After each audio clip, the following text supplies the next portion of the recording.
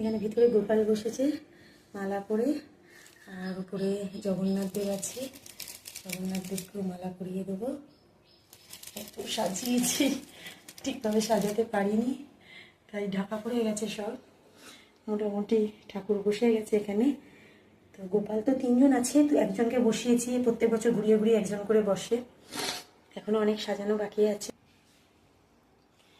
জয় জগন্নাথ, জয় জগন্নাথ, জয় জগন্নাথ। গোপালের জয়, গোপালের জয়, গোপাল সোনার জয়।